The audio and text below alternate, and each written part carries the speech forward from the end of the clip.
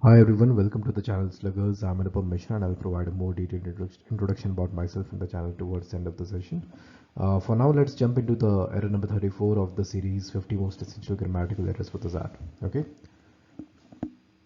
However, I would like to first state that this is not just a random list of 50 grammatical errors that we have just come up with. There's in fact quite a logical process involved in creating this list, and the same process I've explained that in detail in a separate video, which you can access by clicking on the link on the top right corner of your video. Okay, so this diagram pertains to that. I've explained all of this in that video there. Okay, so you can watch it if you want. Okay, so let's start with the error 34.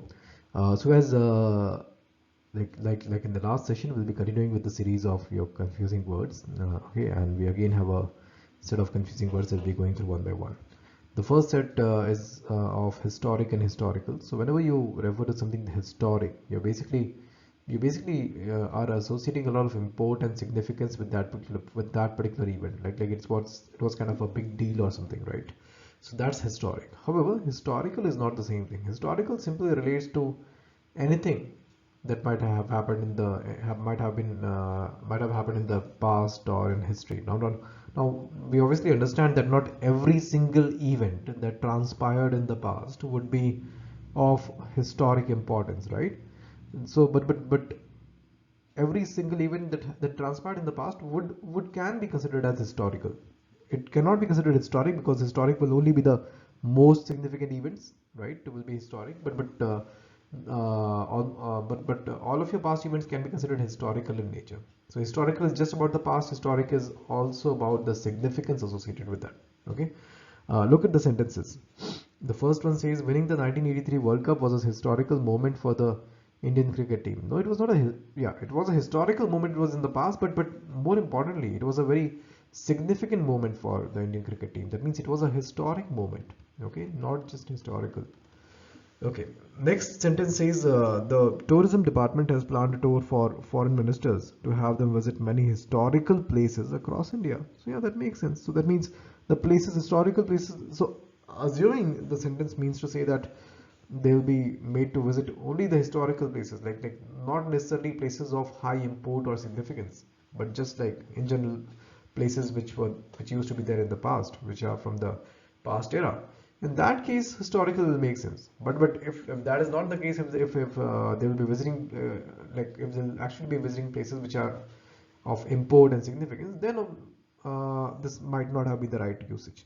But assuming that's not the case, assuming that it's just about the places associated with the past era, uh, so that then it can be considered to be correct. Okay, so let's come to the next set then.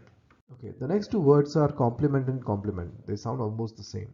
Now, the first complement relates to the idea of completing something, right?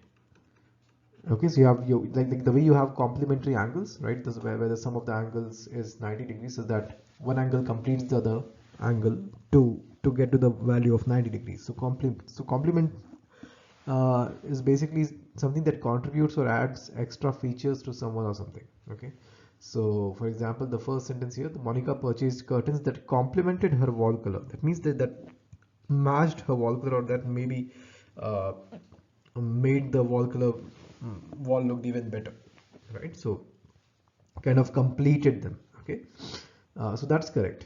Second, the other compliment is basically a kind of a very simple praise or admiration that is expressed for someone, right? Like the way you pay compliments to your significant other. Okay, you're looking good and like that.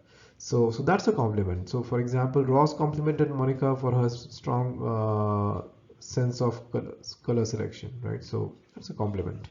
So even this is correct. Both of them are correct, in fact. Finally, the third set, advice and advice. It's in this case, guys, the difference is quite simple. Advice is the verb form of the word, and advice with the C is the noun form of the verb. Okay, so the first one is the verb form, and the second one is the noun form of the verb. And usually you'll see this quite often in words which where the difference in the spelling is just with respect to S and C. And then, quite often you'll note that the cases where you have C will be your nouns and the cases where you have S will be your verbs. For example, consider the words practice and practice. Okay, so the first one is this will be your noun, and TISE, excuse my handwriting please, will be your verb. Okay, so anyhow, let's look at the sentences. It says, first one says Jack wanted some advice regarding his golf action. So he wanted some advice. So some advice in this case, the position seems to be that of a noun, and advice is the noun form that has been used here. So it makes sense. So it is correct. Next, Leonard advised him to stop worrying and just focus on the ball. Now this seems to be the verb form, right? The sentence requires a verb form here. Okay, Leonard advised him. That means Leonard is acting. That means it's a verb form. However, the word that has been used, the variation of advice that has been used here is that of a noun. Okay, is that of a noun, which does not work here. So we'd rather want to have the word advised, advised here in this case. Okay, so yeah, so second one was incorrect. First one was correct. Finally, guys, my quick introduction. I'm Anupam Mishra and I'm Lucknow alumnus. I have worked in the past with organizations such as Hotstar, UNICEF, Apollo TAS, IMS, etc. I've also worked with an academy as an educator in the past, recognized by their Johnny Ive Award. And I was regarded as one of the top VRC educators that they had. These are my CAT credentials, and Sluggers is basically my endeavor to plug in all the crucial gaps that I believe there are in the test prep industry, starting with the CAT exam. Okay, now, yeah, so that's about me. Do move on to the next era. Okay.